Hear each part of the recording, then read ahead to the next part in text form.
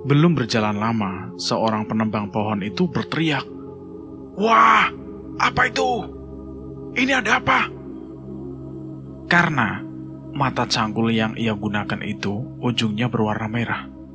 Darah.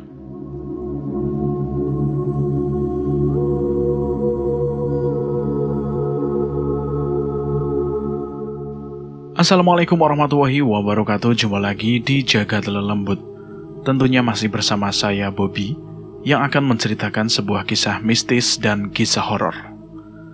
Apa kabar teman-teman semua? Semoga kalian sehat selalu, panjang umur, bahagia selalu, dan sukses selalu. Dan pada kesempatan kali ini saya akan melanjutkan cerita yang sebelumnya, cerita yang berjudul Aku Belum Mati. Buat kalian yang belum mendengarkan episode sebelumnya, alangkah baiknya mendengarkan terlebih dahulu agar mengerti alur ceritanya. Dan tidak usah lama-lama, bagaimana kelanjutan kisah ini, kita langsung saja menuju ke ceritanya.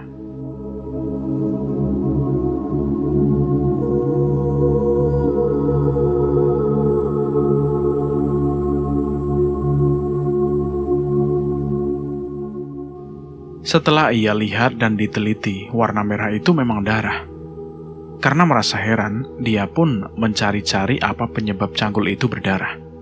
Di tumpukan ilalang yang tadi dikumpulkan, dia melihat beberapa ekor ular kecil yang telah mati. Tubuh ular-ular itu penuh luka, seperti terkena senjata tajam. "Woi, banyak ular di sini. Di sini banyak ular." "Iya bang, kita harus hati-hati." Kejadian itu pun dilaporkan kepada Bang Mandor. "Sepertinya ular-ular ini baru ditetaskan. Mungkin di sekitar sini ada sarangnya," kata Bang Mandor kepada anak buahnya itu. Dan Bang Mandor pun membelikan mereka sepatu boots untuk keamanan. Hampir 1 bulan pekerjaan renov berjalan lancar. Namun beberapa hari ke depan, ketika mereka beristirahat siang, tiba-tiba seorang dari mereka itu melihat seekor ular yang cukup besar. Dia menghampiri ular itu. Di tangan kanannya membawa sebilah sabit untuk membersihkan rumput. Ular itu terdiam, seakan tidak merasa terusik dengan kehadiran orang. Kepalanya tegak, seakan bersiap untuk menyerang. Dengan tenang, orang tadi menyentuh ular itu dengan sabit. Tanpa diduga, dengan cepat ular itu mematuk tangan orang tadi. "Waduh, ularnya mematuk." Dia mengaduh kesakitan. Dengan kesal dan marah tinggi, ia menebas leher ular itu. Ceras! Anehnya, kepala ular itu bukan jatuh ke tanah, melainkan melayang lurus tepat di leher orang tersebut, yang langsung tersungkur. "Ah! Tolong! Tolong!" Beberapa temannya langsung mendekat dan menggotong dan membawa ke tempat yang aman. Kemudian Bang Mandor membawanya ke klinik. Namun naas, orang tadi tidak dapat diselamatkan. Racun ular dengan cepat menjalar ke setiap pembuluh darah hingga jantung. Dia pun seperti kejang-kejang hingga meregang nyawa. Sebagai pemilik rumah, Tuan Chen merasa ikut bertanggung jawab atas musibah itu. Tuan Chen menghubungi keluarga korban untuk mengucap rasa bela sungkawa dan memberi bantuan secukupnya. Beberapa hari kemudian, kejadian aneh terulang kembali. Tuan Chen meminta untuk menebang pohon besar di samping rumah. Maka kedua penebang pun mulai melakukan pemotongan dari mulai cabang atas. Satu demi satu cabang pohon telah mereka potong. Kini batang atas juga telah mereka tarik dengan tambang sampai tuntas dan hanya tersisa akar-akarnya saja. Keanehan pun terjadi tanpa sepengetahuan mereka. Cabang dan tanah yang telah mereka potong dan berserakan seperti bergerak, perlahan berkumpul dan menyatu kembali. Untuk menuntaskan pemotongan akar, mereka harus menggali tanah untuk mempermudahkan pemotongan. Mereka pun menunda pekerjaan itu hingga keesokan harinya. Karena kini hari sudah menjelang sore, juga mereka sudah merasa lelah. Malam telah larut, suasana sekitar nampak lengah dan sunyi. Serangga malam tengah bernyanyi tentang penantian esok pagi. Seorang penjaga yang menguasai barang-barang proyek pun sudah nampak tertidur lelap. Sebuah hal yang tidak masuk akal pun terjadi. potongan dahan dan batang pohon yang telah bergerak di tanah, kini secara berlahan bergerak, berkumpul, dan berangsur-angsur menyatu kembali. Kini yang terlihat adalah sebuah pohon besar yang tergolek. Secara berlahan pohon yang telah menyatu kini bergerak bangkit. Perlahan tapi pasti pohon itu dengan susah payah bangkit hingga berdiri kembali seperti semula. Paginya ketika para buruh datang, mereka langsung terkejut demi melihat pohon yang kemarin telah menjadi beberapa bagian, kini telah berdiri kembali. "Oh, ternyata rumah ini angker, John," kata salah seorang pekerja kepada rekannya. "Iya loh, aku kok jadi takut ya?" Timbal orang yang lain. Setelah Bang Mandor tiba, dia langsung merembuk dengan semua pekerja. "Sebaiknya kita mengadakan acara selamatan terlebih dahulu." Setelahnya mereka pun merembuk, kemudian Bang Mandor usul kepada Tuan Chen. "Kalau memang menurut kalian begitu, saya menurut saja." Setelah itu kemudian prosesi acara selamat pun digelar. Meskipun sudah diadakan acara selamatan, namun kejadian lain tetap masih sering terjadi. Seperti Tuan Chen yang juga bermimpi didatangi makhluk tinggi besar berbulu hitam lebat. Makhluk itu mengatakan agar jangan mengganggu tempat mereka. "Kalau kau membangkang, maka kau akan tahu akibatnya." Begitu makhluk itu mengancam. Namun Tuan Chen tidak menghiraukan mimpinya itu. Dia sudah terlanjur jatuh hati pada rumah itu dan akan tetap melanjutkan pembangunannya. Menginjak waktu 2 bulan, renovasi sudah mendekati finishing. Tuan Chen meminta pada Bang Mandor untuk membongkar tembok pagar sebelah kiri, agar bisa dimasuki mobil berukuran yang sedang. Maka sebuah traktor berukuran kecil pun mulai menggeruk tanah yang agak tinggi di situ. Di saat traktor mengeruk dan mengangkat sebuah batu yang agak besar, tiba-tiba puluhan ekor ular-ular kecil terbawa di gigi-gigi traktor itu. Ular-ular itu menggeliat seakan menolak untuk terbawa tumpukan tanah yang hendak dibuang. Sisworo, pemuda kampung itu yang ikut bekerja, mendekati ular-ular kecil yang menempel di gigi-gigi traktor. Ia memperhatikan jenis anak ular itu. "Ini jenis piton. Mungkin ular itu membuat sarang di bawah batu itu kali ya?" "Apakah ular ini berbahaya?" Semua jenis ular tentu berbahaya. Hanya saja ular ini tidak memiliki bisa yang tidak mematikan, namun memiliki tenaga membelit mangsanya hingga tulangnya remuk." Benar saja apa yang dikatakan Sisworo. Kalau ular itu bersarang di bawah batu. Dari lubang bekas batu yang telah diangkat, seekor ular besar yang panjang keluar. Ular dengan panjang sekitar 3 meter, dengan kepalanya yang mirip dengan kobra, menengok ke kanan, seperti tengah mencari anak-anaknya. Tidak seorang pun yang berani mengusik ular besar itu. Tapi begitu kepala ular hendak masuk ke lubang yang besar, Sisworo dengan sigap menangkap ekornya. Tap! Ular itu merasa pergerakannya itu terganggu karena dipegang oleh Sisworo. Dia mengibaskan ekornya, namun tetap mencekal ekor dengan kuat.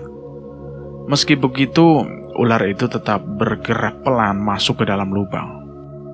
"Hei, tolong bantu aku! Tarik ekornya!" Seru Sisworo pada seorang teman yang seolah ragu untuk membantunya. "Ayo John, cepat!" Dan dengan ragu-ragu temannya membantu menarik ekor ular itu. Kedua orang itu menarik ekor ular dengan sekuat tenaga. Akhirnya usaha mereka berhasil membuat ular kembali keluar. Tap! Dengan sigap, Sisworo mencekal leher ular itu, sementara temannya terus menekan ekornya. Setelah berhasil menangkap, kemudian ular mereka taruh di sebuah kotak kayu berukuran besar. Sisworo semula ingin membawa pulang ular tersebut untuk dijual, tapi karena sore tadi hujan deras, dia pulang terburu-buru hingga lupa membawanya.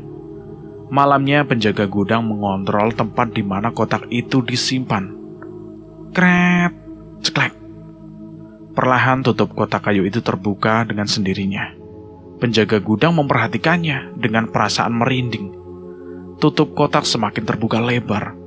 Dari dalam kotak itu muncul wajah wanita muda dengan rambut terurai.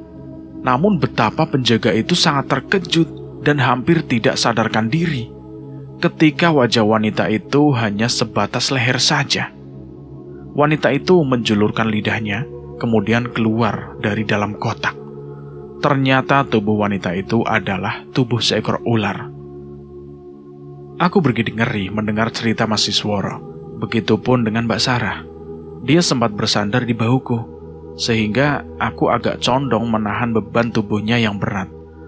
Namun lagi dan lagi Mas Doni hanya tersenyum. Wajahnya datar seakan tanpa ekspresi. Nah, nanti jika Mas Sisworo mendapat ular lagi, aku akan membuatkan sarangnya. Aku akan pelihara untuk kenang-kenangan. Hah, dasar Mas Doni. Aku tegang begini, dia malah menanggapinya asal saja. Dan tanpa terasa, waktu sudah agak gelap. Aku mengapit lengan Mas Doni dan mengatakan agar segera meninggalkan tempat ini. Namun apa yang terjadi? Tiba-tiba aku mendengar suara desis seekor ular. Lagi-lagi aku melihat sesuatu yang sebenarnya tidak nyata.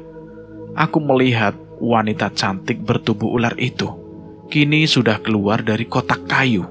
Matanya menatap tajam ke arah penjaga gudang yang berdiri dengan tubuh gemeteran. Beruntung wanita ular itu hanya melewati si penjaga. Ular berkepala manusia itu kini meliuk-liuk menuruni tangga batu yang menuju ruang bawah tanah. Penjaga gudang yang sejak tadi terpukau diam, kini bisa bernafas lega. Dia kembali ke depan bangunan untuk menghilangkan syok yang baru saja ia alami. Keesokan harinya, Sisworo buru-buru masuk ke tempat di mana kemarin ia menyimpan kotak kayu yang berisi ular. Namun ia tertegun manakala melihat tutup kotak telah terbuka. Penasaran dia melihat isinya yang ternyata telah kosong. Ia pun menanyakan kepada penjaga gudang soal kotak yang sudah terbuka. Lalu penjaga menceritakan peristiwa yang ia lihat semalam. Aduh mas. Aku hampir mati berdiri melihatnya loh mas. Wanita itu cantik bukan main. Tapi ya itu mas, tubuhnya itu ular besar dan panjang. Lebih besar dari yang mas tangkap kemarin. Untung dia nggak ngapa-ngapain aku loh mas, kata penjaga mengakhiri ceritanya. Sisworo cuma tertegun mendengar cerita itu. Dalam hatinya, dia berniat mencari ular bertubuh manusia itu. Sebab bagaimanapun, dia telah susah payah menangkap ular itu. Siangnya saat beristirahat, tanpa sepengetahuan siapapun, Sisworo menyelinap ke belakang rumah, kemudian menyelusuri lorong panjang yang gelap. Tepat di batas anak tangga dia berhenti, mencoba menerka-nerka keadaan di bawah sana. Setelah itu dia putuskan dengan tekad yang bulat untuk menuruni anak tangga tersebut. Satu demi satu anak tangga dia pijak dengan hati-hati agar tidak menimbulkan suara. Setelah pada anak tangga terakhir, ia tercengung untuk sesaat. Matanya berusaha merayapi setiap sudut ruang bawah tanah, yang ternyata cukup luas namun minim penerangan. Sisworo mulai melangkah hati-hati menyusuri beberapa ruang seperti kamar. Kemudian ia membuka satu persatu kamar dengan hati berdebar-debar. Ternyata kamar-kamar itu kosong semua, dan kini Sisworo sudah berada pada kamar terakhir yang terletak paling ujung. Klik! Pintu terbuka. Sisworo tertegun sejenak. Berkali-kali ia mengucak-ucak matanya. Di sudut kamar itu, ia melihat sesosok makhluk yang menyerupai wanita cantik berambut panjang. Wanita itu tengah duduk di atas sebuah kotak kayu berbentuk memanjang seperti peti mati. Jantung Sisworo nyaris berhenti berdenyut ketika melihat itu menatap dirinya. Aku pun bergegas menaiki tangga batu dan berteriak sekeras mungkin memanggil suamiku. Betapa lega rasanya setelah berada di atas. Ternyata Mas Doni dan Mbak Sarah juga Mas Sisworo dan seorang tukang masih berada di sana. Lu lama banget sih pipisnya. kata Mbak Sarah, yang tentu saja membuat aku semakin bingung. Aku, Mbak. Ayo kita pulang. Dan kamu Mas Iswara, jangan terlalu gegabah. Jika cerita kamu memang benar nyata, ya hati-hatilah. Pesan Mas Doni kepada Siswara. Keesokan paginya, aku mengunjungi ayah dan ibu. Aku menceritakan pengalamanku dalam beberapa hari ini. Ayah dan ibu mendengar ceritaku dengan antusias. Sepertinya cerita kamu ada kaitannya dengan wanita-wanita yang menghuni rumah itu, yang seringkali memesan bakso ayah. Apa kamu pernah melihat salah seorang dari mereka yang mengenakan jubah panjang berwarna putih? Tanya ayah di akhir ceritaku. Sepertinya belum ya. Aku baru melihat satu orang wanita pribumi. Dia istri Mr. Van de Dijk yang mati saat melahirkan. Begitu mengerikan ya. Perut wanita itu robek seperti dirobek dengan paksa. Sedangkan bayi itu disantap dengan lahap oleh nenek Paraji itu. Benar-benar mengerikan. Pantas saja kalau rumah itu menjadi angker. Ibu menimpali sambil menggigitkan bahunya. Jangan terlalu kamu takutkan. Penampakan mereka itu semata-mata hanya sebuah gambaran perilaku manusia zaman itu. Toh buktinya yang namanya Paraji setan sudah tidak pernah terdengar lagi kan. Selain itu, kamu harus berhati-hati terhadap apa dan siapapun, karena kejahatan itu selalu ada. Tapi bayangan-bayangan itu muncul secara acak ya. Kadang berada di masa puluhan atau ratusan tahun lalu, dan terkadang hanya berselang beberapa tahun saja. Ayah juga tidak bisa menjelaskan kenapa ini harus terjadi pada keluarga kita, ayah dan juga kamu. Apa akan ada sesuatu yang akan terjadi? Janganlah ya. Ibu tidak mau kita kenapa-napa. Dan kamu, Gi, jangan terlalu sering ke rumah itu. Kamu minta tolong saja sama teman kamu itu untuk mengantar makan dan minuman untuk tukang. Tapi Bu, bayangan itu hadir bukan hanya di rumah itu saja. Di tempat tinggalku pun tetap sama, Bu. Aku jadi kurang tidur karenanya. Ya sudah, seandainya suami kamu kerja di luar kota, sebaiknya kamu tidur di sini saja, ya. Iya, Bu. Apa ayah malam nanti tidak berjualan ya? Lah ya tetap jualan lah. Tapi ayah sudah tidak berkeliling ke dua desa yang biasa. Ayah sekarang jualan melalui arah barat. Ya memang sih, ayah harus kehilangan pelanggan, tapi aman dari para penghuni rumah kamu itu, Gi. Itu bukan rumah aku ya. Itu rumah Mas Doni. Aku kan anak ayah dan ibu yang tidak punya apa-apa. Balasku membuat kedua orang tuaku tertunduk haru. Singkat cerita, Mas Doni merasa penasaran dengan batu bata merah yang kini berserakan di lantai. Dia meminta tukang untuk memasang ulang dengan tambahan semen agar lebih kuat lagi. Mas Doni menganggap barangkali struktur tanah yang labil, jadi dia minta agar diberi besi lebih dahulu. Pandangan mataku mulai terasa kabur. Aku melihat tukang bukan orang yang barusan diajak bicara oleh Mas Doni, tapi tukang yang lain yang belum aku lihat sebelumnya. Bahkan lagi dan lagi, Mas Doni sudah tidak ada di sampingku. Renovasi rumah sudah hampir selesai. Secara keseluruhan sudah tertata dengan rapi dan apik. Tembok yang semula penuh lumut, kini sudah dicat dengan warna-warni. Begitupun dengan tampak depan, terlihat sangat luas. Di sisi kiri terdapat lahan terbuka dengan lantai dari paving sebagai tempat menjemur padi. Sedangkan di sisi sebelah kanan dibuat pintu gerbang dengan jalan beraspal untuk memudahkan truk kecil keluar masuk, mengirim dan mengambil beras. Di bagian belakang terdapat tempat penggilingan padi dengan dinaungi atap-atap dari sirap agar tidak terlalu panas. Hanya satu yang belum dikerjakan, yaitu sebuah gudang beras untuk penyimpanan dan stok untuk menyuplai wilayah kota. Tuan Chen tetap memilih lokasi berada di atas lorong yang menuju ruang bawah tanah, tanpa mau mendengar cerita dari para pekerjanya, yang mengatakan kalau mereka sering mendapat gangguan dari penghuni belakang rumah itu. Pokoknya, Ai nggak mau tahu. Cuma tempat ini yang Ai anggap cocok, kata Tuan Chen, dan Bang Mandor pun langsung mengiyakan. Malam itu Tuan Chen tengah menghitung anggaran yang telah ia keluarkan untuk biaya operasional renovasi rumahnya. Tiba-tiba di layar komputernya yang sedari tadi hanya memperlihatkan foto-foto rumah, kini berganti seperti layaknya memutar video. Nampak di layar monitor, pasangan-pasangan bata merah yang siang tadi telah terpasang di atas ruang bawah tanah, kini telah berserakan di tanah. Tuan Chen juga melihat sosok bayangan aneh, bayangan sosok seorang wanita yang bertubuh ular. Tuan Chen langsung mengezoom sosok itu, namun sudah tidak terlihat lagi di layar monitor. Aneh pikirnya, padahal dia belum memasang CCTV di rumah barunya itu. Untuk meyakinkan, maka keesokan harinya ia pun melihat lokasinya. Dan semuanya persis seperti yang ia lihat di layar semalam.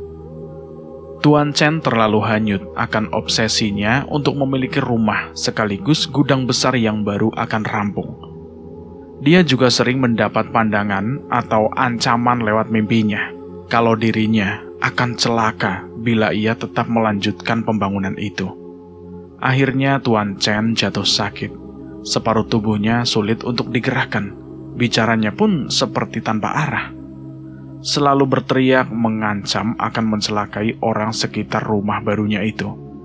Istri dan anak Tuan Chen membawanya ke rumah sakit. Namun pihak rumah sakit mengatakan kalau Tuan Chen hanya mengalami depresi dan menganjurkan untuk dibawa ke psikiater.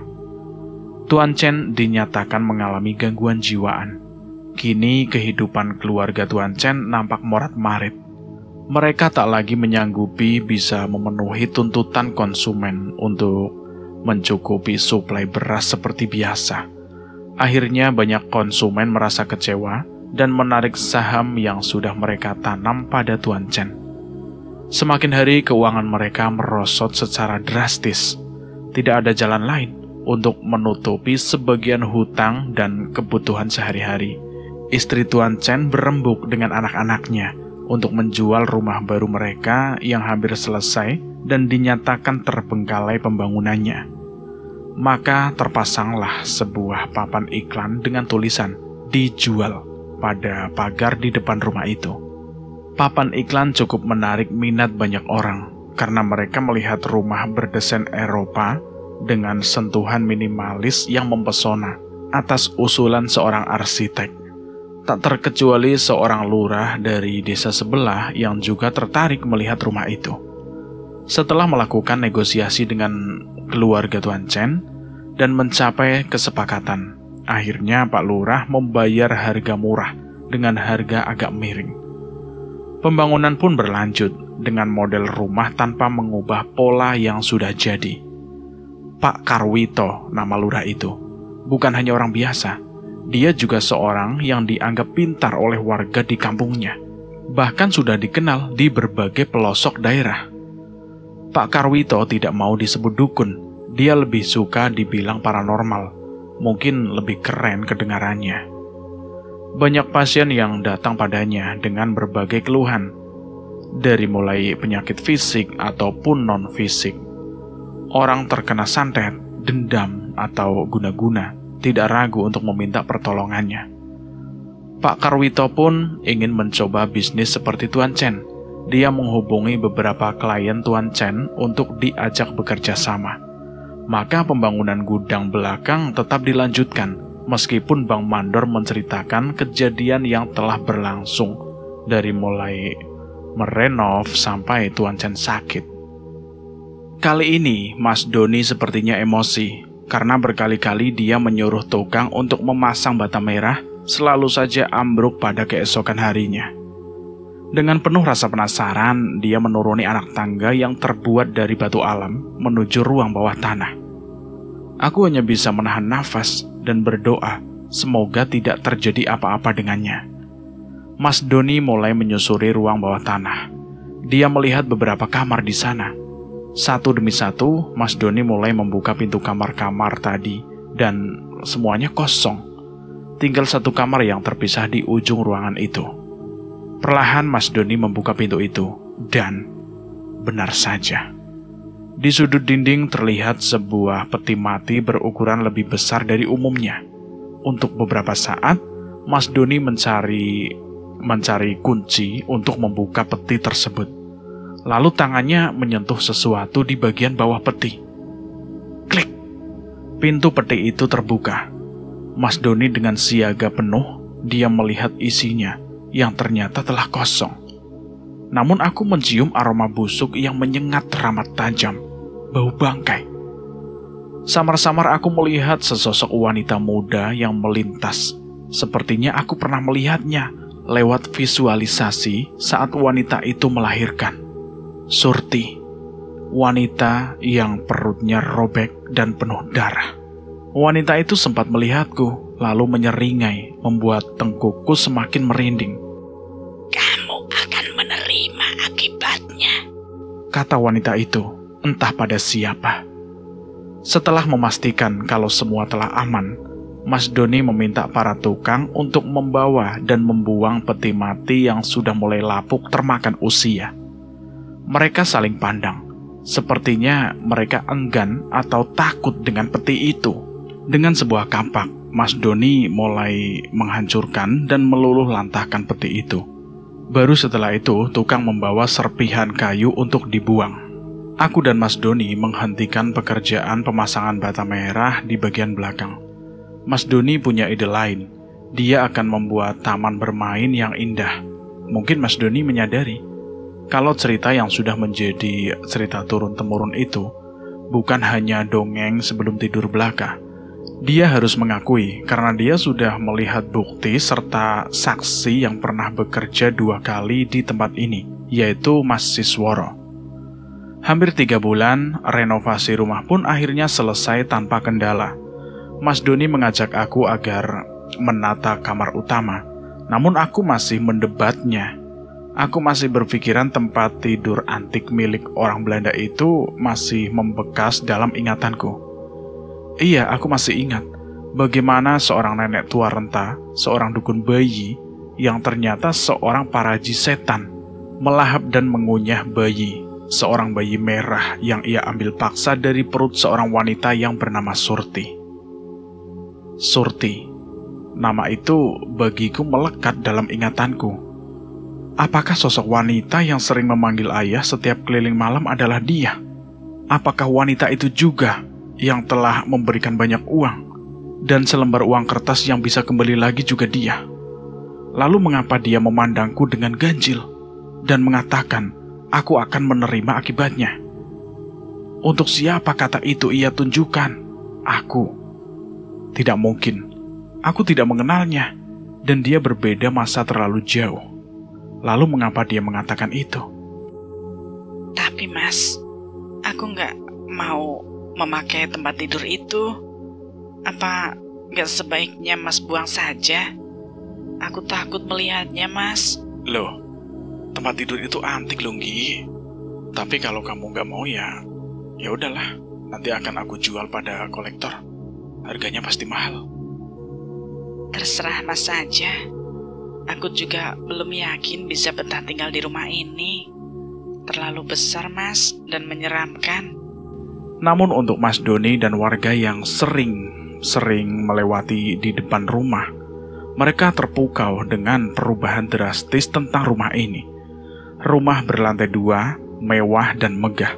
Arsitektur penuh nuansa kuno yang dipadukan sentuhan modern menjadikan rumah ini seperti hanya ada pada negeri dongeng.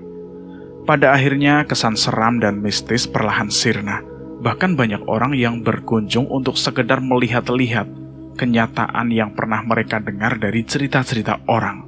Mereka tercengang melihat perabot rumah tangga yang Kesemuanya itu terbuat dari jati pilihan, dan terbukti sampai ratusan tahun masih tetap kokoh. Bahkan politurnya pun masih mengkilap, hanya saja masih berlapis debu. Mungkin ini pekerjaan ekstra, membersihkan debu dan memoles kulit kayu jati agar kembali berkilau.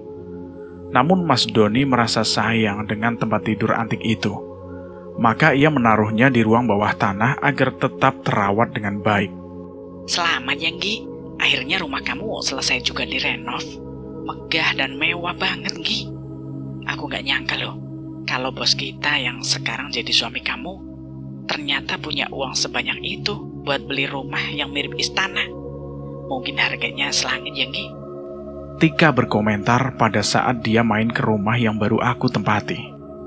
Tika, aku mana tahu kalau ternyata bos kita punya uang banyak. Bagiku, cintanya jauh lebih berharga dibanding harga rumah ini. Coba kamu bayangin, sebelum Mas Doni punya istana membeli rumah ini, aku merasa tenang, gak pernah mimpi macam-macam tentang dunia dimensi lain, atau yang disebut di luar nalar dan sebagainya. Tapi setelah Mas Doni berencana membeli rumah ini, aku mulai dibayang-bayangi kehidupan masa lalu para penghuni rumah itu. Balasku pada Tika agak mengeluh. Makanya, kamu jangan lupa sholat, istighfar, dan selalu berdoa agar terhindar dari godaan jin dan setan.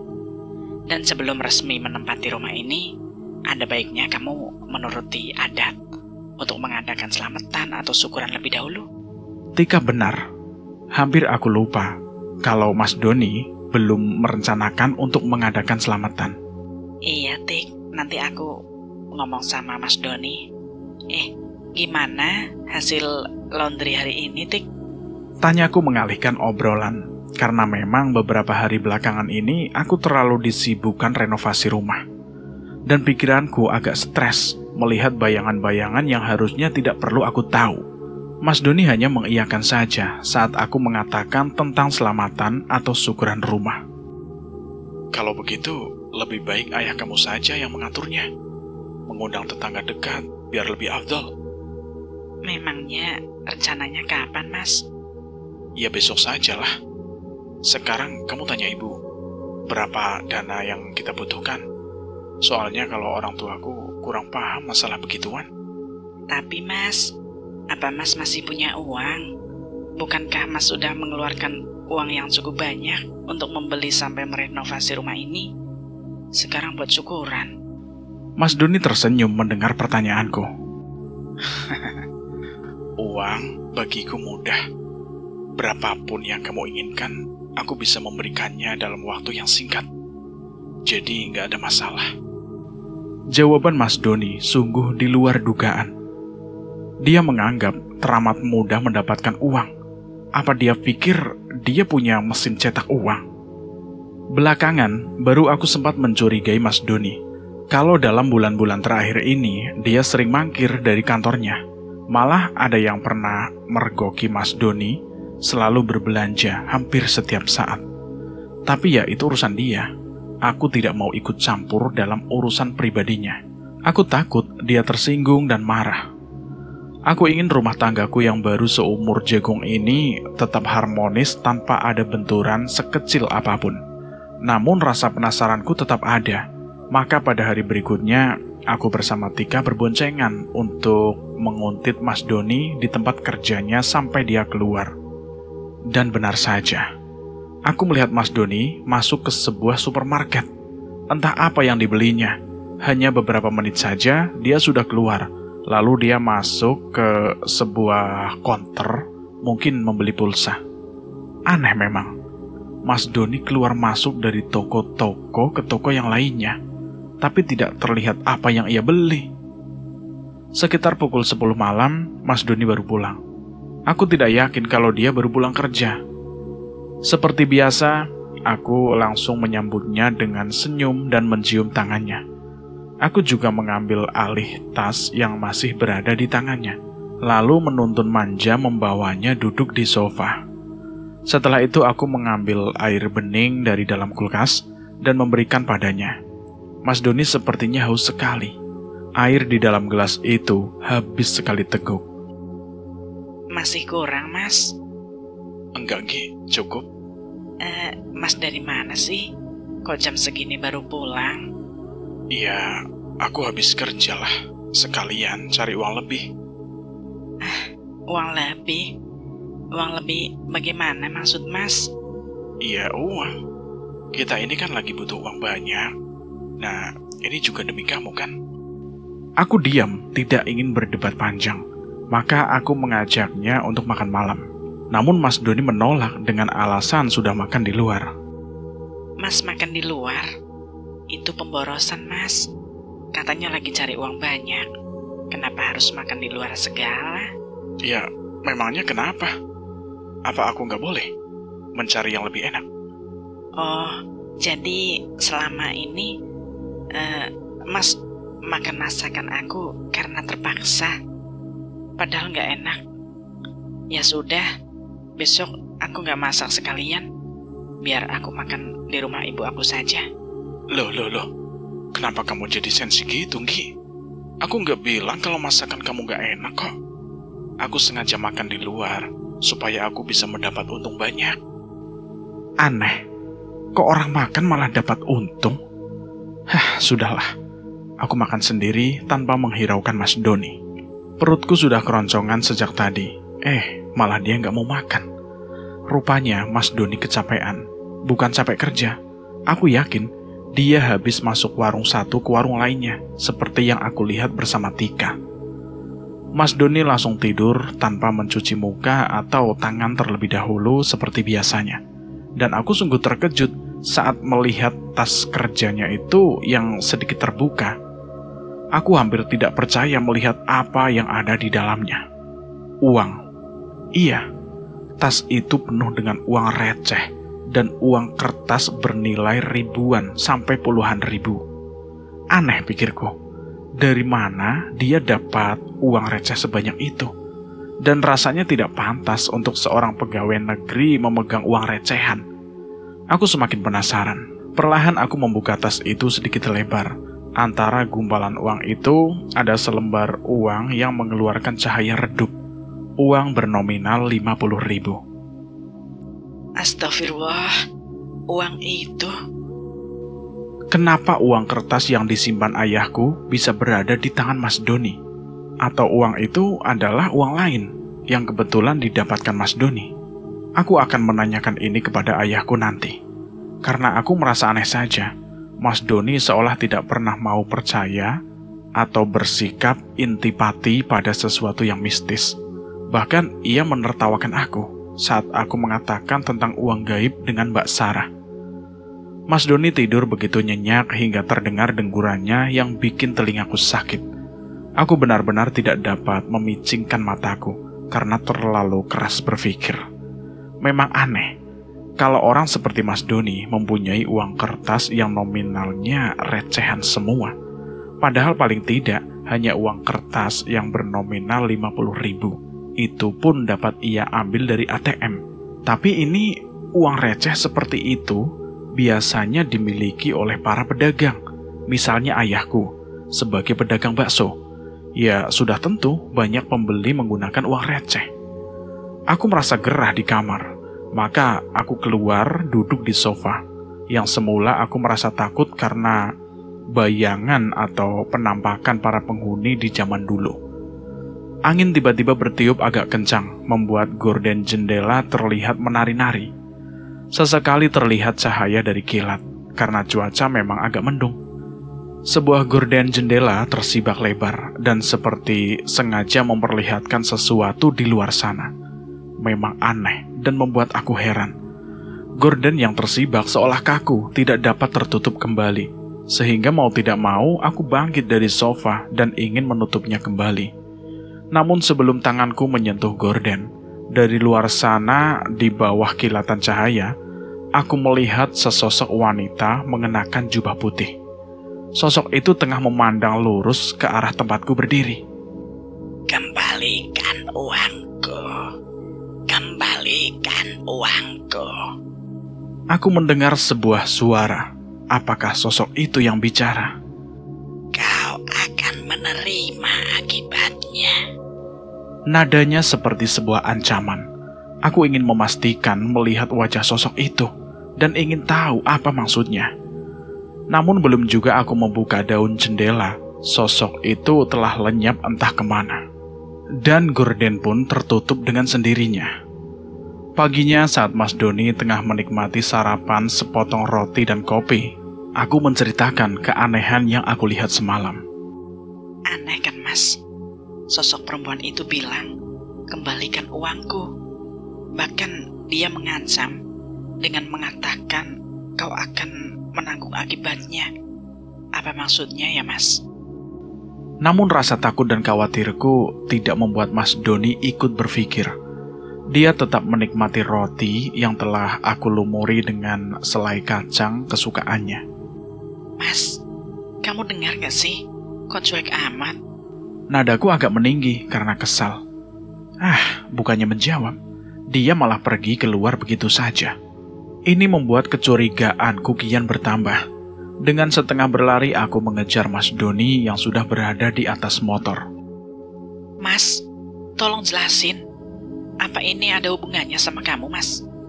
Karena ada yang bilang, kalau Mas jarang masuk kantor, malah sering terlihat keluyuran masuk ke toko warung. Apa yang Mas lakukan? Sudah deh, kamu gak usah ikut-ikutan, gak usah ikut campur. Aku mencari uang untuk kamu, itu aja, titik. Mencari uang dengan jalan salah. Kamu pasti mendapatkan kekayaan yang instan sampai bisa membeli rumah semewah ini dengan cara nggak benar. Iya kan, Mas? Uang ya tetap uang. Dari mana dan dengan cara apapun ya sama saja. Yang jelas aku tidak mencuri, merampok, atau korupsi. Keterlaluan kamu, Mas. Sikapmu sungguh telah berubah. Dan Mas Doni pun melesat meninggalkan aku yang masih berdiri memandanginya sampai dia menghilang di belokan jalan. Aku benar-benar kesal, maka aku mengunci pintu rumah dan pergi ke rumah ibu. Kebetulan ayah baru saja selesai memompa roda gerobak baksonya.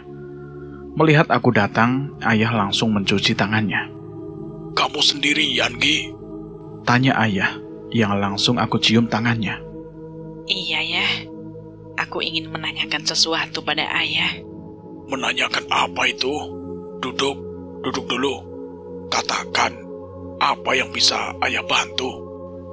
Lalu aku menceritakan tentang kejanggalan sikap Mas Doni, sampai tentang uang receh dan selembar uang kertas yang sedikit bercahaya.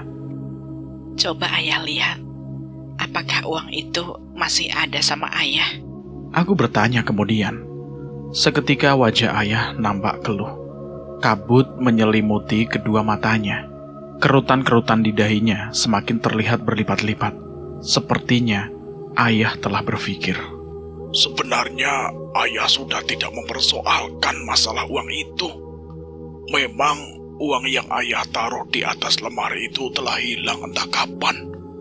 Ayah bersyukur kalau uang itu hilang atau diambil si Kunti itu, ya terserah. Tapi setelah ayah mendengar dari kamu kalau uang itu ada di tangan suami kamu, ayah mulai bingung lagi nih. Ayah merasa bersalah. Mungkin ayah yang ceroboh menaruh, lalu jatuh. Atau ya entahlah, bagaimana uang itu bisa ada di tangan suami kamu? Lalu yang aku gak habis pikir, kenapa sosok yang memakai jubah putih itu mengatakan, tempatnya seperti mengancam, entah pada siapa. Dia sepertinya menaruh dendam. Aku takut kalau ancaman itu ia tunjukkan kepadaku ya. Sudah, jangan terlalu kamu pikirkan. Mungkin dia sudah tahu kalau uang itu sekarang ada di tangan suami kamu. Oh iya, bagaimana dengan usaha laundry kamu? Lancar? Lancar ya. Aku diminta teman-teman agar jangan terlalu berat bekerja. Selain mereka menganggap aku sebagai majikan, juga mereka khawatir kalau kehamilanku akan terganggu. Kataku sambil mengelus perutku yang kini sudah mulai membuncit. Selain itu juga, Mas Doni semakin kurang perhatian. Seolah-olah bisnis laundry tidak dipandangnya lagi. Bisnis yang recehan itu. Padahal sebelumnya dia selalu penuh perhatian sama karyawannya. Perhatian akan mutu pelayanan. Tapi sekarang, ada kamu, Gi? Sama siapa toh? Tanya ibu. Dia baru saja pulang dari pasar membawa belanjaannya. sendirian, Bu. Aku suntuk di rumah. Di laundry lagi nggak mood untuk bekerja. Sekalian mampir ke sini nanya-nanya sama ayah. Ada apa, Tonggi? Kemudian ayah menjelaskan tentang apa yang baru aku ceritakan kepadanya. Sepertinya ibu pernah melihat suami kamu tengah mengamati selembar uang. Waktu itu dia duduk di ruang tamu sambil melihat TV, dan dia mengambil majalah kamu yang ada di bawah meja sana. Memang ibu tidak terlalu jelas dengan uang yang ada di tangan suami kamu itu. Ibu juga nggak kepikiran kalau itu uang gaib yang ayah simpan di kamar. Hanya itu yang ibu tahu. Apa barangkali uang itu berpindah tempat agar ada yang mengambilnya, dan kebetulan suamiku yang mengambilnya menjadi umpannya. Tapi anehnya kenapa Mas Doni tertarik dan justru menggunakannya? Sebaiknya kalau bisa kamu tidur di sini saja, Gi. Ibu takut terjadi apa-apa sama kamu. Apalagi setelah mendengar cerita kamu kalau suami kamu mulai berubah sikap. Ibu rasa itu adalah pembawaan uang gaib itu. Tapi nanti Mas Doni semakin bertindak semaunya, Bu. Tapi ya biar sajalah. Sepertinya dia lebih sayang dan mencintai uang itu ketimbang aku, istrinya. Dan malam ini aku menginap di rumah orang tuaku. Aku ingin tahu apakah Mas Doni akan mencariku atau tidak. Sepertinya biasanya setelah sholat maghrib, ayah berangkat mendorong gerobak baksonya. Namun ayah sudah tidak melewati rumah yang kini aku tempati. Ayah telah menemukan jalan lainnya yang memang lebih jauh dari jalan yang biasa ayah lalui. Dan sejak saat itu ayah tidak pernah lagi diganggu oleh para penghuni rumah itu. Mungkin makhluk-makhluk itu sudah bosan atau memang mereka tengah mengawasi aku dan Mas Doni. Jam sudah menunjukkan pukul 11 malam, namun belum ada tanda-tanda kalau Mas Doni akan menyusul aku. Maka aku segera memutuskan untuk segera pergi tidur. Namun belum sempat aku masuk kamar, sepertinya ada suara wanita yang memanggil-manggil namaku. Aku mencari asal sumber suara tadi, tapi aneh. Semakin aku dekat dengan suara tadi, suara itu sepertinya semakin menjauh. Anggi, aku di sini. Kali ini suara itu jelas terdengar dari balik jendela kamar. Berarti dia ada di luar sana. Dengan keberanian yang aku paksakan, aku membuka gorden jendela. Dan benar saja, wajah makhluk itu tepat berada di hadapanku. Hah? Hantu? Seruku. Aku benar-benar ngeri melihat wajahnya yang pucat. Matanya tajam menatapku. Kau harus membayar semua ini. Kau akan merasakan penderitaan yang sama seperti apa yang aku rasakan. Makhluk itu mundur beberapa langkah dan dia memperlihatkan perutnya yang robek dan berlumuran darah. Kau telah mengambil harta kami. Tinggalkan rumah kami, karena kami akan kembali. Kamu siapa? Siapa kalian? Aku tidak mengambil apapun dari kalian. Kalian pergi saja. Seruku dengan perasaan takut bercampur penasaran. Namun sosok perempuan itu telah lenyap begitu saja, bagai ditelan bumi. Anehnya lagi, suara teriakanku seakan tidak terdengar oleh ibuku. Padahal dia begitu dekat denganku. Aku melihat ibu masih sibuk dengan pekerjaannya merapikan barang bekas dagangan ayah tadi. Aku menghampiri ibu dengan nafas yang terengah-engah, sampai ibu terlihat heran melihatku. Kenapa kamu ini, Gi? seperti ketakutan gitu. Apa ibu tidak mendengar kalau tadi ada suara hantu? Apa? Hantu? Hantu apa toh? Iya bu, hantu yang sering datang meneror aku. Dia mengancamku. Mengancam? Mengancam bagaimana toh? Mereka bilang agar kami pergi dari rumah itu. Ibu termenung mendengar ceritaku. Mudah-mudahan tidak terjadi apa-apa dengan kalian. Cobalah kamu tanyakan sama suami kamu, bagaimana dia bisa membeli rumah sebesar itu. Yang pasti harganya sangat mahal. Pokoknya ceritakan kalau kamu sering mendapat ancaman dari mereka. Iya bu, akan aku coba nanti. Dan malam itu aku terpaksa tidur bersama ibu. Aku takut hantu itu datang kembali. Keesokan harinya aku pulang agak siang ke rumah.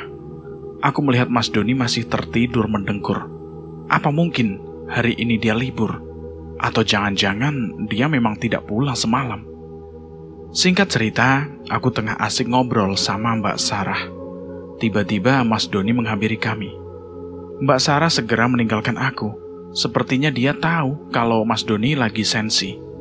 Memang wajah Mas Doni terlihat kurang sedap dipandang. Kamu kenapa semalam? Gak tidur di rumah? Enggak mas, aku gak mau tidur dan tinggal di sana. Kamu tahu mas, penghuni rumah itu selalu meneror aku. Mereka meminta agar kita meninggalkan rumah itu. Mereka juga meminta agar kita mengembalikan miliknya. Jujur saja mas, apa yang telah kamu ambil dari rumah ini? Karena mereka meminta uang itu dikembalikan mas. Balasku kesal dengan sikapnya belakangan ini.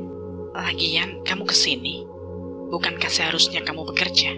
Lanjutku kepada Mas Doni. Wajah Mas Doni sedikit membesi. Sepertinya dia sudah termakan ucapanku.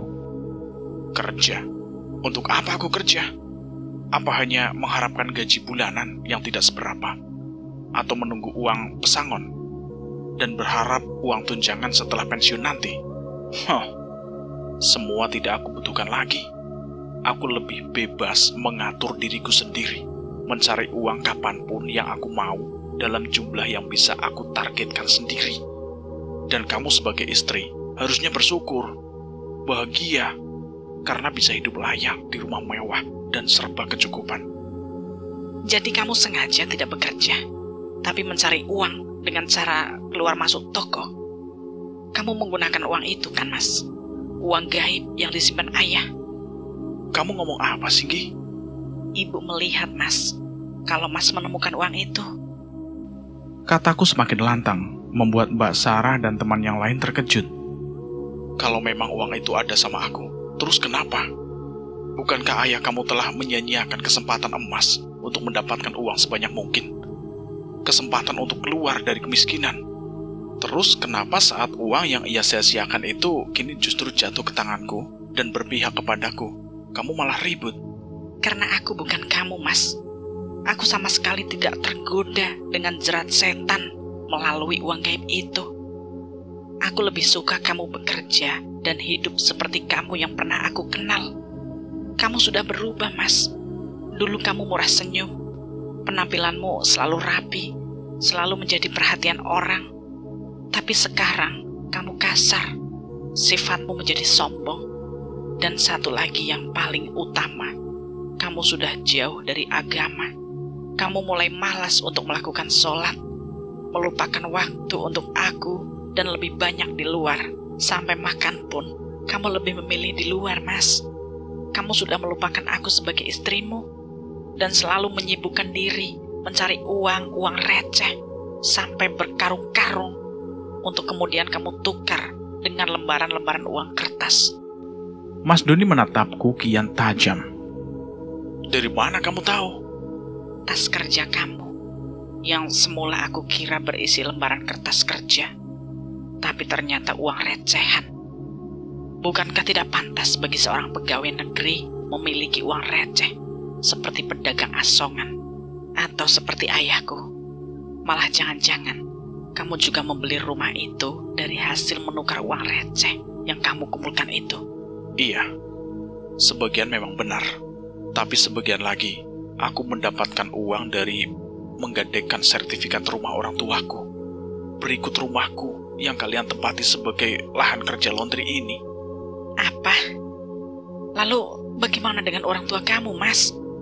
Bagaimana dengan nasib kita yang kerja di sini? Kalau sampai kamu tidak bisa menembus sertifikat itu? Iya, makanya aku minta kamu diam. Kamu tinggal enak di rumah saja. Kamu sudah menjadi penganut setan, Mas.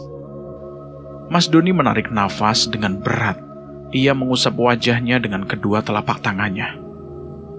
Dia mengendus, seperti membuang rasa kesal, kemudian pergi meninggalkanku. Buset dah, itu si bos. Gue nggak nyangka kalau dia sampai kegoda sama uang gaib itu ya. Amit-amit deh.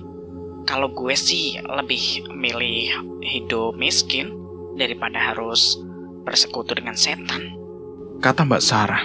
Dia gemas. Kalau aku sih jadi kasihan sama kamu, Gi. Apalagi perut kamu semakin besar.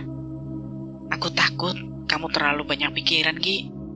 Sambung Cita sambil mengemas pakaian ke dalam plastik. Iya, Mbak. Pokoknya aku nggak mau tinggal di rumah itu lagi. Aku takut kalau makhluk-makhluk itu membuktikan ancamannya. Mungkin sebaiknya aku tinggal bersama keluarga aku saja. Kalau lu mau tinggal di sini, gue siap kok buat temenin lu, Gi. Sambung Mbak Sarah padaku. Ya, gimana nanti saja. Aku jadi pusing mikirin beginian, Mbak. Untuk sementara ini, aku dan Mas Doni tidur di rumah laundry. Mungkin dia mengalah agar aku tidak tidur di rumah orang tuaku. Meskipun begitu, aku tidak bisa langsung tidur. Aku hanya duduk di tepi pembaringan, memperhatikan gerak turun naik dada Mas Doni yang tidak memakai baju, sehingga memamerkan bulu-bulu halus yang terhampar dengan indah. Sebenarnya, aku ingin membelai dan bermain di sana. Bulu-bulu yang tumbuh di dada bidangnya bak permadani yang lembut, membuat nyaman saat jari jemari tanganku menari-nari di sana. Namun malam ini sungguh berbeda. Aku merasa asing dengan pria ini. Pria yang semula lemah lembut membelaiku. Pria yang punya mata bening yang dapat menyejukkan jiwa dan membawa aku merasa terbang. Kini seakan tidak ada waktu sedikit pun untukku. Pandanganku masih tertuju pada gerakan dada yang kian cepat. Dan tiba-tiba, Mas Doni membeliakan matanya sambil berteriak. Tidak, ini rumahku. Kalianlah yang harus pergi dari rumah ini. Kalian bukan lagi pemilik rumah ini.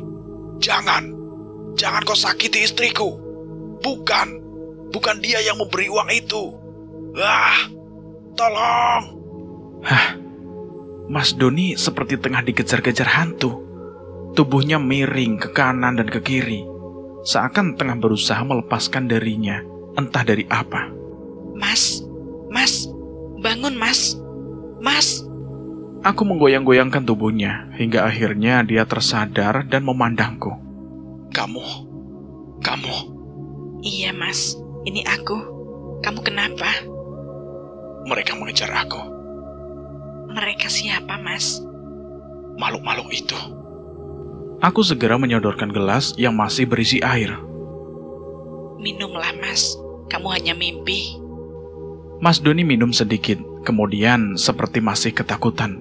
Dia duduk merenung.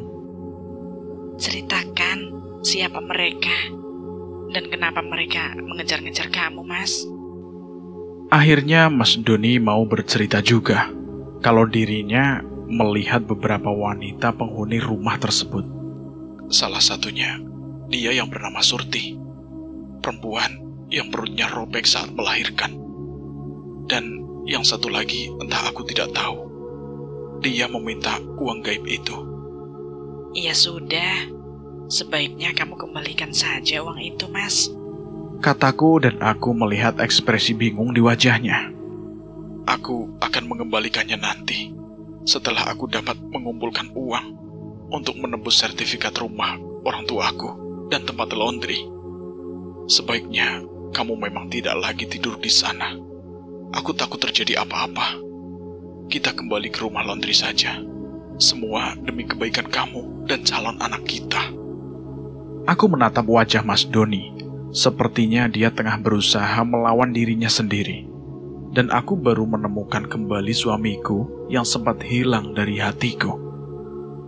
Aku merengkuh tubuh Mas Doni dan membawanya ke dalam pelukanku. Ternyata Mas Doni juga punya rasa takut, sama seperti orang kebanyakan. Hanya saja dia masih sayang melepaskan uang gaib itu. Dia masih memerlukan uang itu untuk mendapatkan uang dalam jumlah yang tidak sedikit. Ia harus bisa menebus sertifikat rumah orang tua dan juga rumahnya sendiri. Sebab untuk menjual rumah barunya itu tidak mungkin. Selain ia merasa malu karena rumah itu baru saja selesai dibangun, mustahil ia lepaskan kembali. Kehamilanku sudah memasuki usia 8 bulan.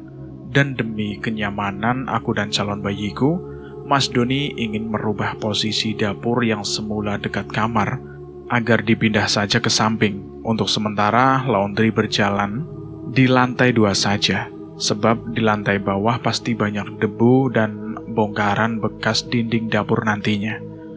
Maka 2 orang tukang pun segera dicari. Mas Doni dapat tukang dekat kampung itu juga. Namun mereka bukan orang kampung itu. Mereka hanya mengontrak di sebuah kontrakan kecil. Perubahan dapur sudah berjalan dan pekerjaan laundry pun tetap lancar. Siang itu mungkin menjadi hari yang tragis buatku. Saat Mbak Sarah izin untuk tidak berangkat, dia mendapat kabar kalau orang tuanya di kampung sedang sakit keras. Cita juga tidak bisa masuk lantaran sedang kurang enak badan. Maka tidak mungkin aku menyuruh Yanti bekerja sendirian. Dan lebih baik untuk menutup sementara kegiatan laundry. Menjelang istirahat, kedua tukang itu tidak seperti biasanya aku berikan makan. Karena aku merasa perutku sudah mules dan kepalaku juga pusing. Aku hanya memberikan mereka uang saja dan meminta agar mereka membeli sendiri makan siang mereka. Kemudian aku kembali lagi ke kamar untuk beristirahat. Setelah perutku agak mendingan, mataku pun terpejam. Belum juga terlelap, tiba-tiba suara pintu kamar yang memang tidak aku kunci terbuka perlahan. Kret. Aku pikir ada tukang yang memerlukan sesuatu, dan benar saja. Kedua tukang itu langsung menyerbu masuk. Mereka mengacungkan sebuah kapak, dan salah seorang dari mereka meminta agar aku menyerahkan perhiasan dan uang yang ada. Jangan berteriak. Dan serahkan semua harta yang ibu punya. Dengan gemetar aku menuruti permintaannya. Aku mengambil uang yang ada dalam lemari pakaian, dan juga menyerahkan semua perhiasan yang aku pakai. Ternyata lumayan banyak perhiasan dan uang Anda. Tapi sebelum kami pergi, kami ingin menikmati wajah cantik dan kemulusan kulit ibu. Dan jangan coba-coba berteriak. Seorang dari mereka mengancam dan mulai menyudutkan aku di tempat tidur. Jangan bang. Aku mohon jangan lakukan ini. Kasihanilah aku dan bayiku dalam kandungan ini bang. Sudah diam. Justru karena ibu tengah hamil, aku malah ingin merasakan sensasi yang beda dalam menikmati hubungan badan. Tukang itu lalu dengan paksa menarik gaunku hingga robek pada bagian bawah. Dan tentu saja dia semakin terangsang melihat pangkal pahaku yang mulus. Jangan bang, tolong, jangan bang. Aku berteriak, namun teriakanku harus terhenti saat tukang yang sedari tadi memegang kapak mengancamku. Tiba-tiba menghujani kepalaku dengan benda itu. Aku merasakan sakit yang teramat sangat. Ada yang mengalir dari kepalaku. Dalam keadaan antara sadar dan tidak, seorang dari mereka mulai menindih tubuhku dan mengayun-ayunkan secara kasar. Kepalaku mungkin bolong atau pecah dihantam kapak. Yang aku rasakan, cairan mulai membasahi wajahku, dan genjotan pada bagian bawahku terasa semakin cepat tidak teratur. Semua mulai terasa gelap, dan aku sudah tidak bisa melihat atau merasakan apa-apa lagi.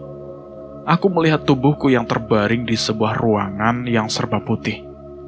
Beberapa orang berpakaian serba putih tengah menyentuh luka-luka di bagian kepalaku. Aku merasa aneh. Kenapa aku melihat diriku sendiri terbaring tidak berdaya? Sementara aku ada di ruang itu tanpa ada yang memperhatikan aku. Berkali-kali aku mengusap wajahku, tidak ada yang aneh. Dan ketika aku memegang kepalaku, aku menemukan lubang panjang. Iya, itu lubang bekas kapak yang mereka hujamkan. Tapi aku tidak merasakan sakit sedikit pun. Lama aku berada di ruang yang setelah aku tahu kalau itu ruang UGD. Berarti aku saat ini berada di sebuah rumah sakit. Sampai akhirnya aku melihat tubuhku dibawa masuk ke sebuah mobil ambulans. Aku melihat ayah dan ibu dan juga adikku dan juga Mas Doni bersimpuh dekat dengan tubuhku yang telah terbujur kaku. Aku berusaha mendekati mereka satu demi satu untuk menanyakan kenapa mereka berkumpul dan menangisi diriku yang tengah terbujur. Namun usahaku sia-sia. Tidak satu pun dari mereka yang dapat melihat dan mendengarkan aku. Aku baru menyadari ketika semakin banyak orang mendatangi rumahku, dan pertanyaanku baru terjawab ketika tubuhku mereka bungkus dengan kain kafan.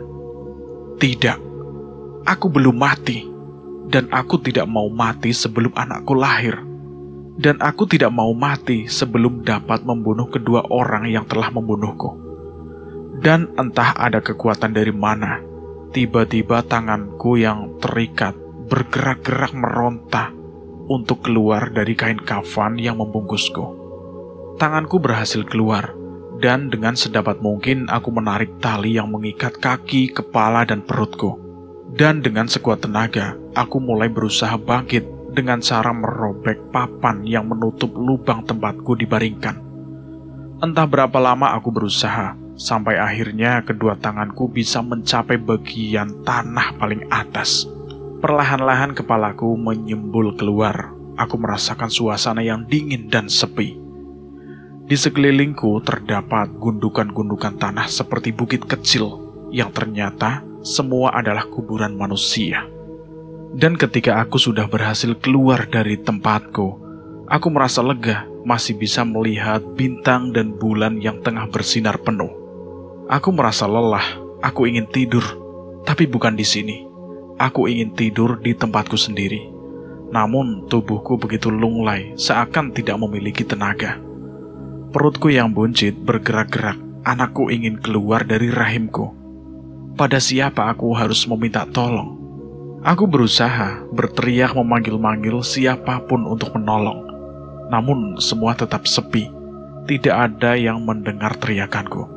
Sampai akhirnya terdengar suara tangisan bayi yang memecah kebisuan malam. Bayiku lahir dengan pertolongan tangan gaib. Aku merasa iba melihat bayiku terbaring di atas gundukan tanah merah. Lalu aku membopongnya ke rumah keluargaku. Ayah dan adikku yang masih terjaga seketika heran mendengar suara tangisan bayi. Dan sebelum mereka keluar, aku meletakkan bayi di depan pintu. Ayah, ibu, dan adikku segera menghambur keluar.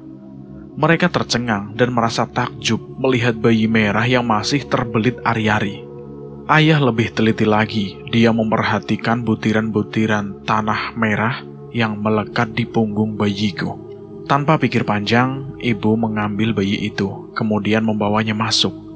Ayah segera memanggil bidan untuk meminta pertolongan melepaskan ari-ari dan membersihkan tubuh bayi. Aku memperhatikan mereka dengan sangat terharu. Ibu, bayi itu adalah anakku. Aku tidak bisa merawatnya, maka aku titipkan sama ibu dan ayah.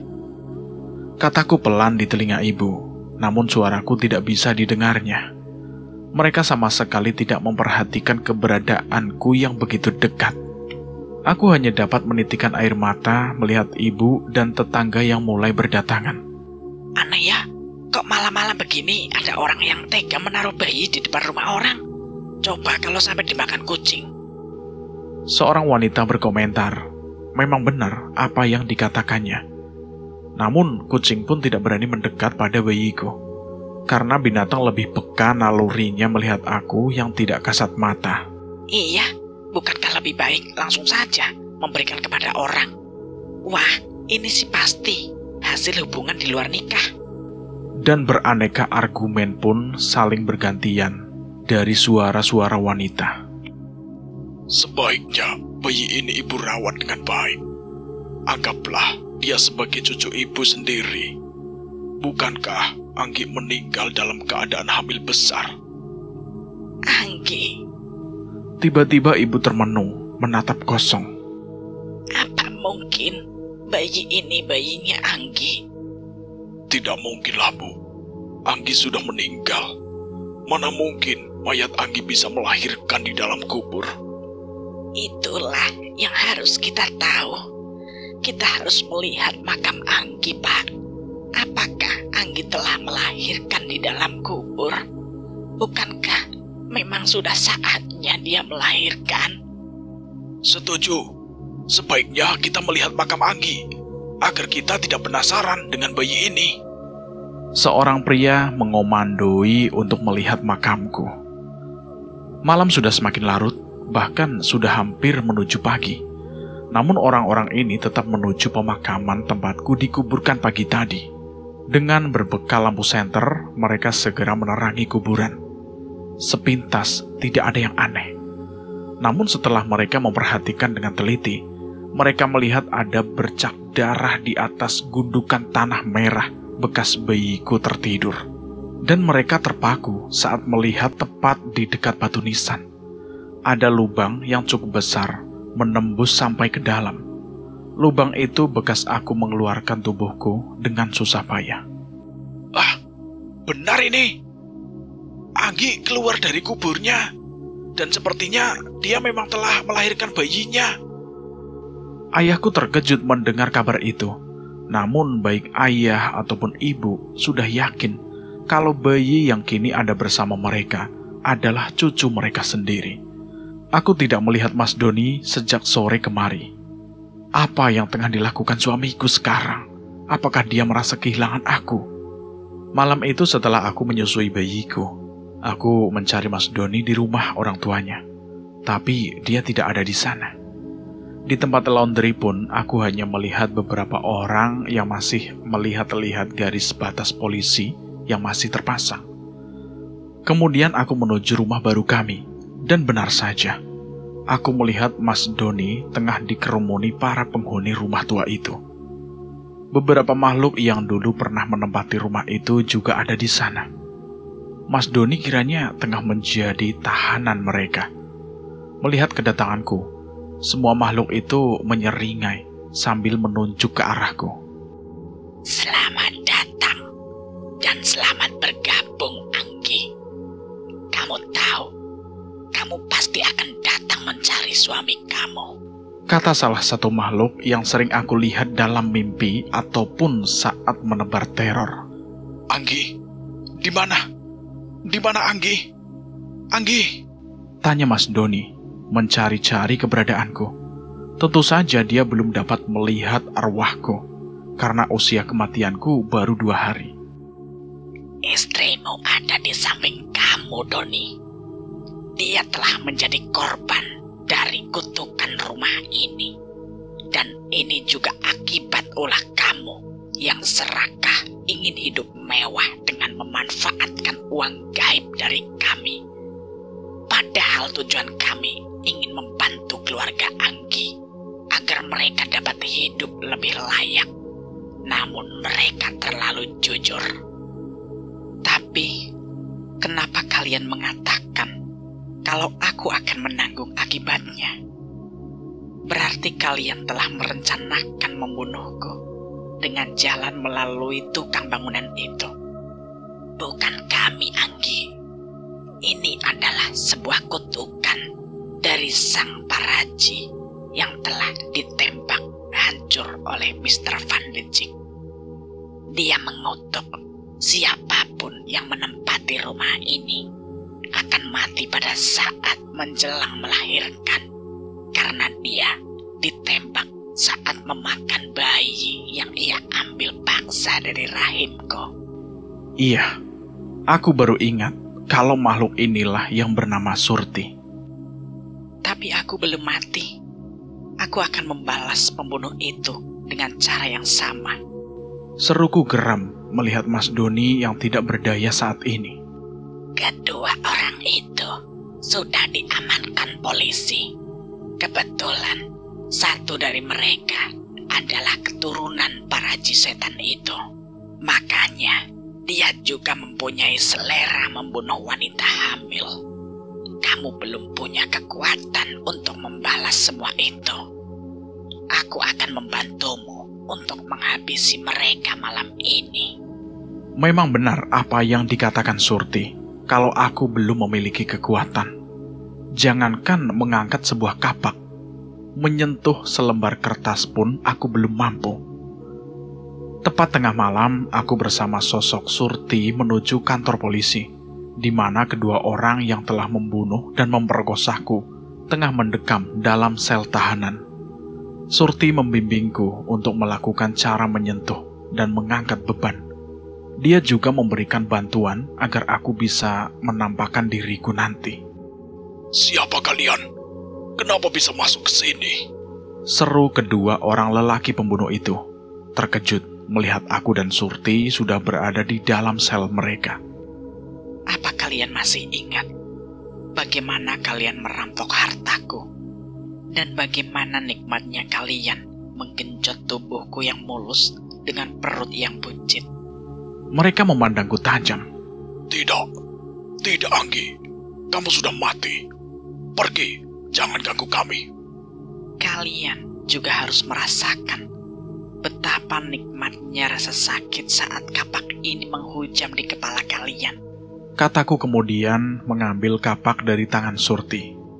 Jangan, tolong, jangan bunuh aku. Menjeritlah setinggi langit. Apakah kalian mengurungkan niat kalian saat aku memohon dan menjerit meminta tolong? Tidak, bukan? Maka sudah saatnya kalian harus ikut bersama kami, hai kau keturunan para Haji Setan. Setelah berkata, aku langsung menghujamkan kapak pada salah seorang yang juga telah menghujami kapak di kepalaku. Tolong! Tolong! Namun teriakan itu hanya tersekat di tenggorokan saja. Tubuhnya segera menggelosor diam tidak berkutik lagi. Dan satu temannya juga dihabisi dengan liar oleh Surti, yang menaruh dendam pada orang yang merupakan keturunan dari sang para Haji Setan. Berkali-kali Surti menghujamkan kapaknya ke seluruh badan orang itu, hingga hampir tidak berbentuk lagi. Setelah puas, kami pun kembali ke rumah tua yang kini kembali dihuni oleh makhluk tak kasat mata, termasuk diriku.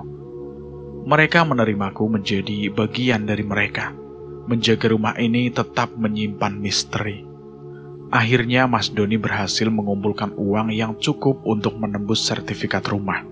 Dan dia juga mengembalikan uang gaib kepada pemiliknya. Mas Doni nampaknya banyak berubah. Dia menjadi pendiam dan pemurung. Iya, Mas Doni telah kehilangan segalanya. Dia kehilangan pekerjaannya, kehilangan aku sebagai istrinya, dan tentu saja kehilangan kesempatan memiliki seorang anak yang selama ini ia dambakan. Begitu juga dengan rumah impiannya yang kini mulai ia tinggalkan dan ia biarkan seperti dahulu. Rumah yang penuh semak belukar dengan dindingnya yang penuh berlapis lumut. Warga pun mulai jarang ada yang lewat saat malam telah tiba, sebab aku dan teman-temanku sering menampakkan diri untuk menunjukkan eksistensi bahwa kami itu ada. Cerita ini tamat selesai sampai di sini. Bagaimana menurut teman-teman tentang cerita ini? Silahkan tulis di kolom komentar. Terima kasih buat kalian semua yang sudah mendengarkan cerita ini. Semoga kalian sehat selalu, panjang umur, bahagia selalu, dan sukses selalu. Dan buat kalian yang baru bergabung, silahkan klik tombol subscribe dan tombol loncengnya agar kalian tidak ketinggalan cerita terbaru dari kami. Dan saya mohon maaf jika ada kesalahan kata. Saya pamit undur diri. Wassalamualaikum warahmatullahi wabarakatuh. Jagat lelembut.